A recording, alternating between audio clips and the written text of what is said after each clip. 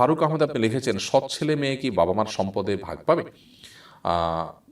কোনো মহিলা তার সন্তান আগের স্বামীর ঘরে হয়েছে, কিন্তু তার গর্ভ থেকে সন্তান এসেছে।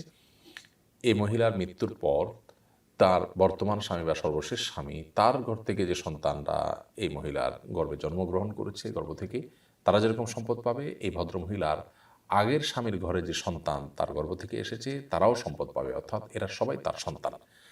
আবার একই কথা পুরুষের জন্য প্রযোজ্য, যে একজন পুরুষ তিনি কোন নারীকে বিয়ে করেছেন, সেই নারীর গর্ভ থেকে এই পুরুষের মাধ্যমে যে সন্তান এসেছে তারা তার সন্তান, তারা তার সম্পদের ভাগ পাবে। এই নারীর সাথে যদি বিচ্ছেদ হয়ে যায় বা তিনি মারা যান, এরপর তিনি অন্য কোনো নারীকে বিয়ে করেন, সেখানে বাচ্চা কাচ্চা হয়, তো তারাও তার সম্পদ পাবে, অর্থাৎ এরা সবাই পাবে।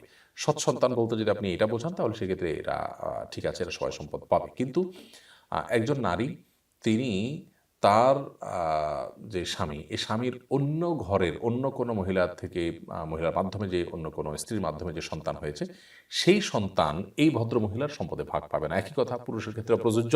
একজন পুরুষ মানুষ তিনি তার যে স্ত্রী আছে, এই স্ত্রীর অন্য কোনো স্বামীর মাধ্যমে যদি সন্তান হয়ে থাকে, সেই সন্তানদেরকে এই ভদ্রলোক তার সম্পদের ভাগ দিবেন না, বা তারা তার ভাগ পাবে না, অর্থাৎ এ জাতীয় সৎ সন্তানরা সম্পদের ভাগ পাবে না। তাহলে নিজের সন্তান যদি হয় তাহলে সেক্ষেত্রে তারা সম্পদের ভাগ পাবে, আর অন্যের সন্তান হলে তারা সম্পদের ভাগ পাবে না।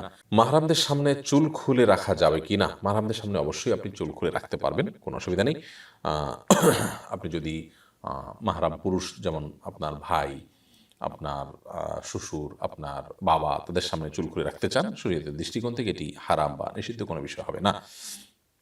তবে অবশ্যই ফিতনা সংকুল এই সময়টাতে আমরা যথাসম্ভব কি বলে এটাকে, সুন্দর এবং শালীন পোশাক আশাকের মধ্যে, বাসার পরিবেশের মধ্যেও থাকার ব্যাপারে সর্বোচ্চ চেষ্টা করব। কিন্তু চুল খোলাটা শরীর দৃষ্টিকোণ থেকে নিষিদ্ধ কোনো বিষয় হবে না ইনশাআল্লাহ তাআলা। এমডি ফারুক লিখেছেন, স্ত্রীর সাথে লুডু, দাবা বা অন্য কোনো ধরনের খেলা প্রতিযোগিতা করা যায় কিনা? স্ত্রীর সাথে খেলাধুলা করা এটা প্রশংসনীয় কাজ। নবী করিম সাল্লাল্লাহু আলাইহি সাল্লাম দৌড়াদৌড়ির প্রতিযোগিতা করেছেন আমাদের আয়েশা রাদিয়াল্লাহু সাথে। কিন্তু লুডু, দাবা এই খেলাগুলো মৌলিকভাবেই শরিয়া কর্তৃক নিষিদ্ধ, এগুলোকে মাকরুহ বলেছেন উলামায়ে কেরাম। দাবার পরে করে পরিষ্কার নিষেধাজ্ঞা আছে। লুডুটা অনেকটা সে টাইপ হওয়ার কারণে অনেক উলামায়ে কেরাম সেটাকেও নিষেধ করেছেন, যার কারণে এগুলো স্ত্রীর সাথেও অ্যাভয়েড করা উচিত। এমনি আনোয়ারুল ইসলাম আপনি লিখেছেন, গর্ভাবস্থায় বাচ্চার মা যদি মোবাইলে অযথা বিভিন্ন ভিডিও দেখে, তাহলে এর প্রভাব কি পেটের বাচ্চার উপরে পড়বে? অনেক ওলামায়ে কেরামের মত এটি, যে গর্ভাবস্থায় মা বা বাবা অন্যায় এবং হারামে লিপ্ত থাকলে সন্তানের, বিশেষ করে গর্ভবতী মা লিপ্ত থাকলে সন্তানের উপর তার প্রভাব পড়ে।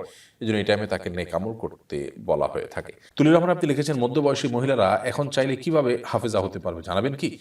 যারা মধ্যবয়সী মহিলা তারা এখনও চাইলে মহিলা হাফেজা হতে পারেন, কোনো হাফেজার সহযোগিতা নিয়ে অনলাইনে মানে হিফজের প্ল্যাটফর্মগুলো আছে, সেগুলোর মাধ্যমে হাফেজা হতে পারেন। একটু একটু করে পড়লেন এবং সেটা তেলাওয়াত সালাতের মধ্যে প্র্যাকটিস করলেন, ইনশাআল্লাহ বিদিল্লাহ হাফেজা হওয়ার সুযোগ আছে। পুরো কোরআন না হোক, যতটুকু তৌফিক ততটুকু হাফেজা হবেন, এটি ভালো। সে সাথে কোরআন বুঝে পড়ারও চেষ্টা থাকা উচিত।